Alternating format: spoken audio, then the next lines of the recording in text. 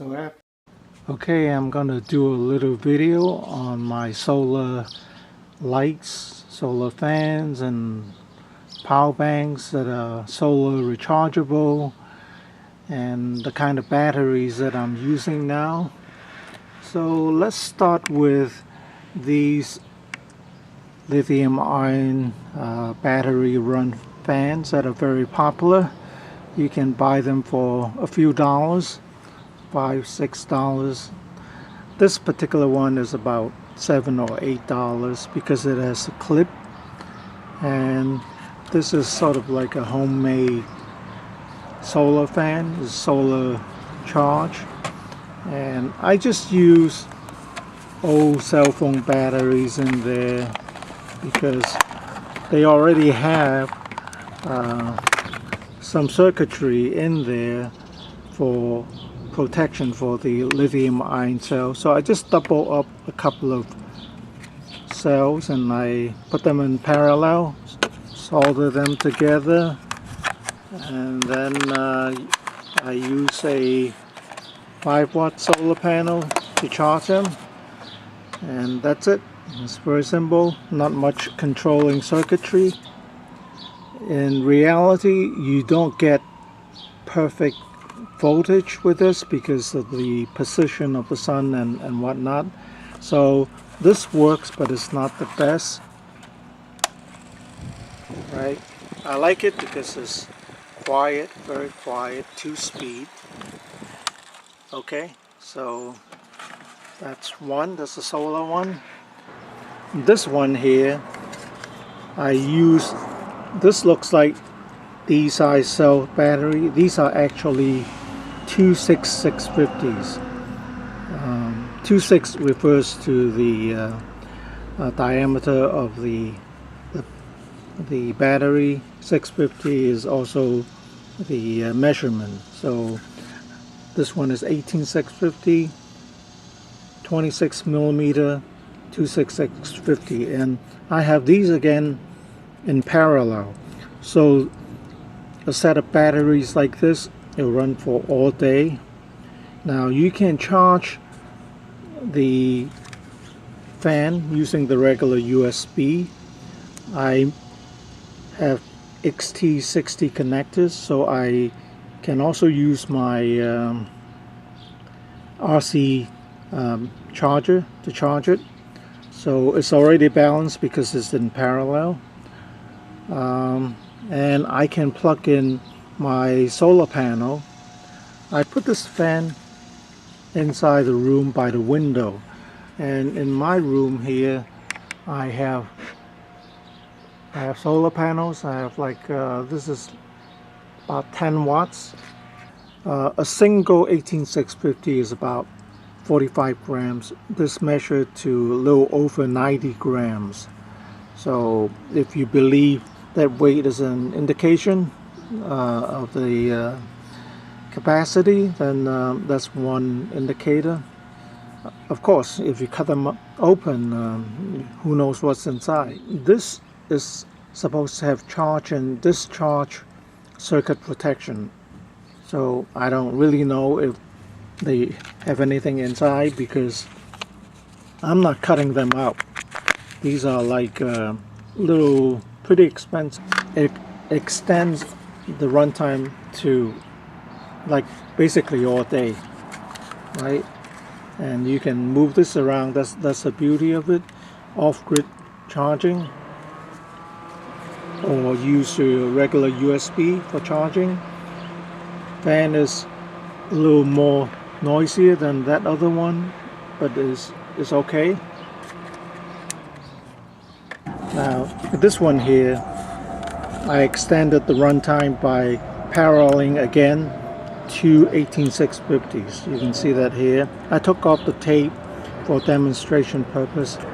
So this extends the runtime to basically double the capacity of the battery, so it will run longer. Basically you recharge them with solar power, USB power, charge them with your power banks and whatnot.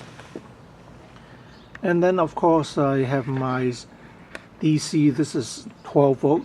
The other fans are like 5 volt. That's a 12 volt fan. And let me bring it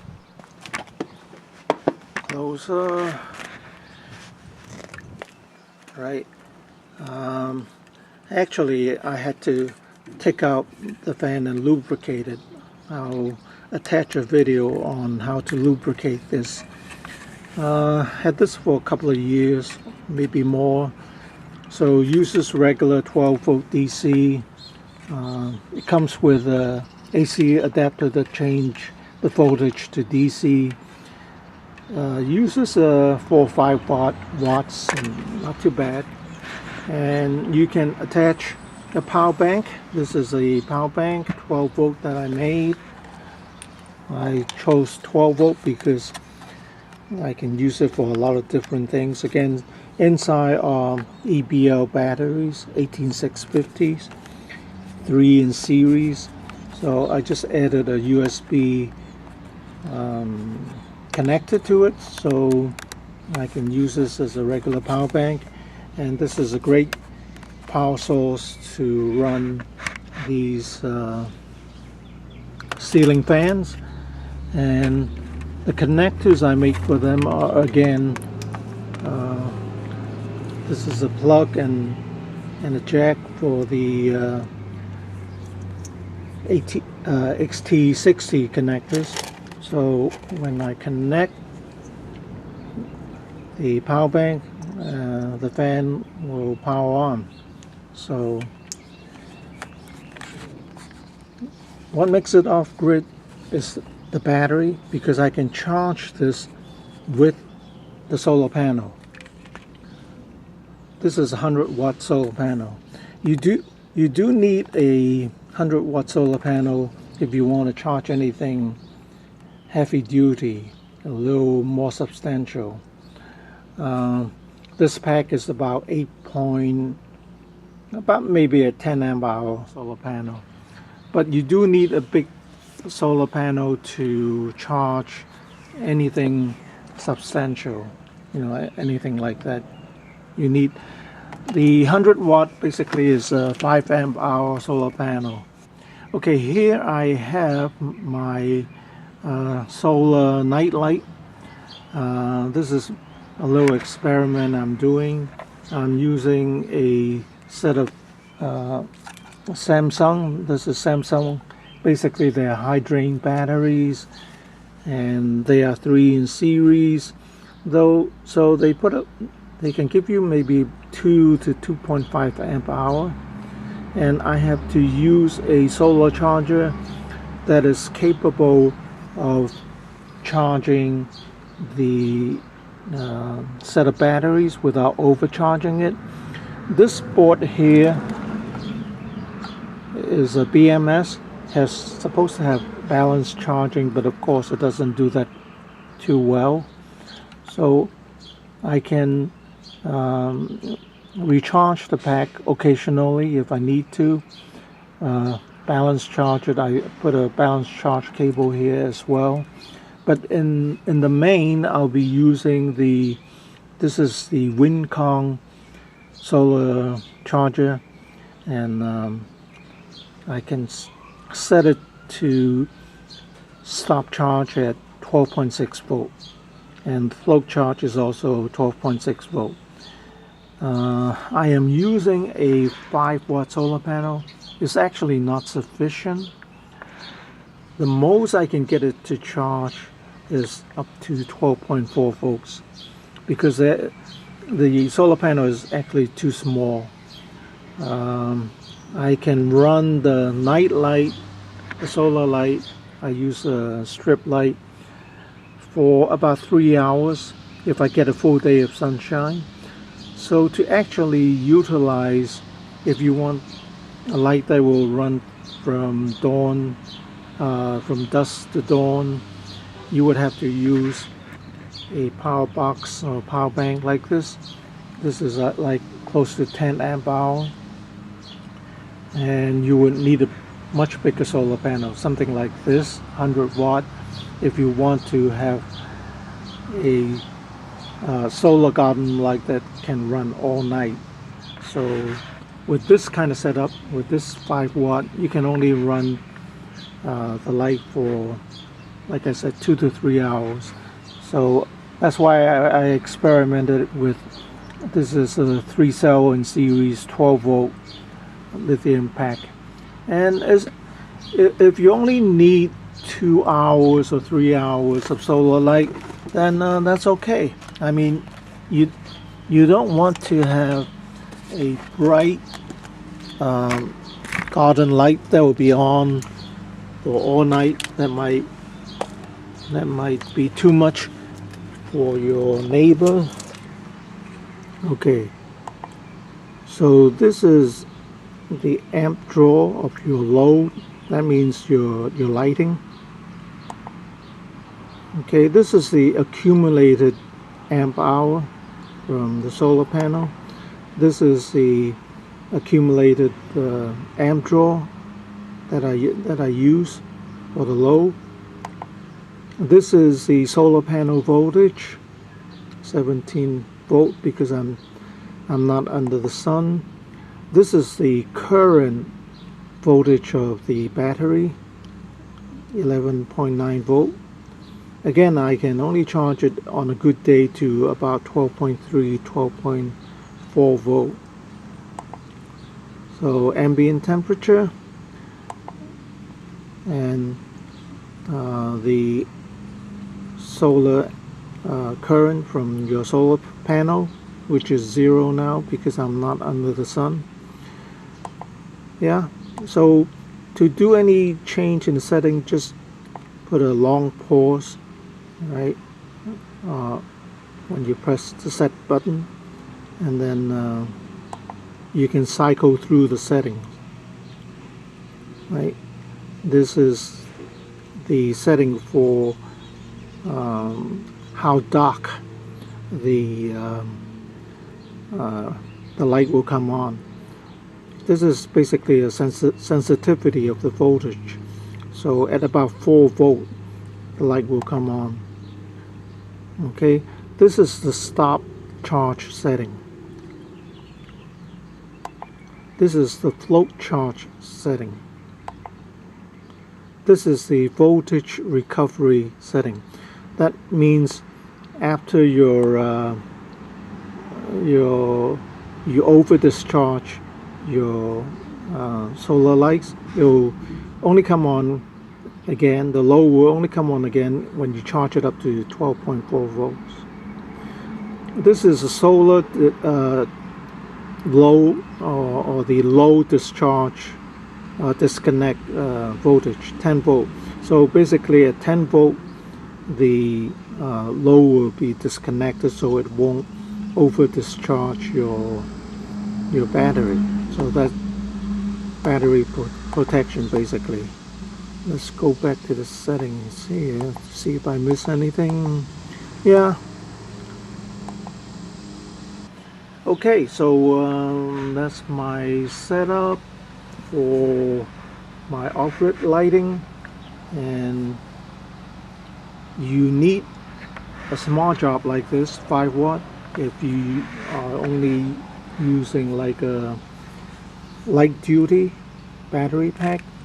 If you have a heavier duty battery pack, like a 10 amp hour battery pack, you need a 100 watt solar panel like this one here.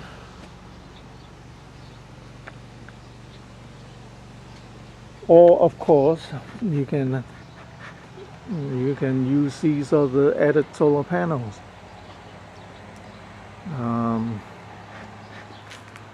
The shift has now been from the lead acid to the lithium ion batteries. They do need some protection. But I have never had any problems with these fans.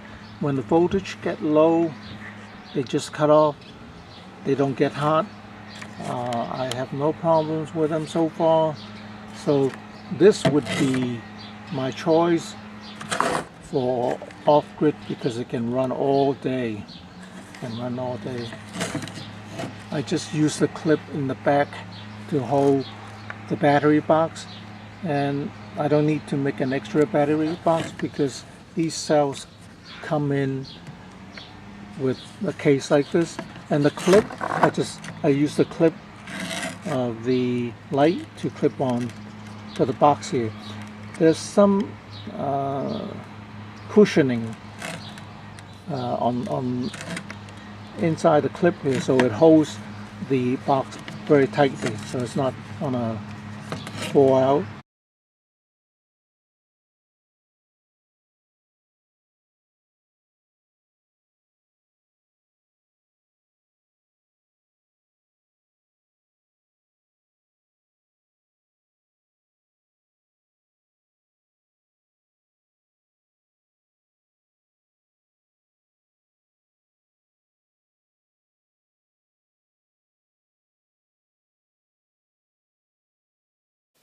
Hole here with a washer. Try not to lose the washer. And what you can do, just lubricate the shaft. I use a bit of high temperature lithium grease. I don't like to spray it because if you spray it, it will be all over the place. So I just put a little bit of the white lithium grease on the shaft. Or if you really don't have any lithium grease, you can use these lubricating oil. Just drop a drop or two into the hole there. For the nickel strip to the contacts, but since I made the DIY spot welder, I might as well use the spot welder to make the spot weld. If you use a soldering iron, sometimes it melts the plastic of the fan, so that's not good. So yeah, I already made one small weld.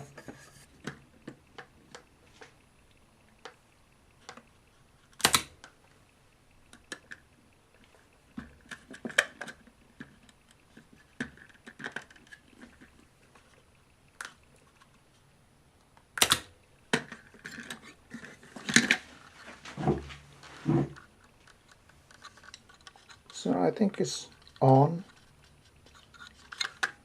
It's okay on both sides.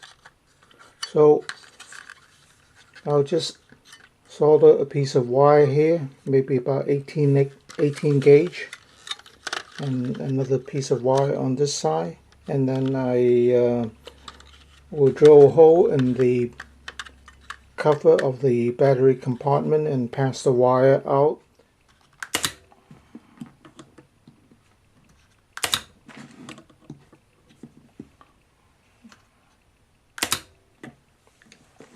That should do for the positive, and then the negative.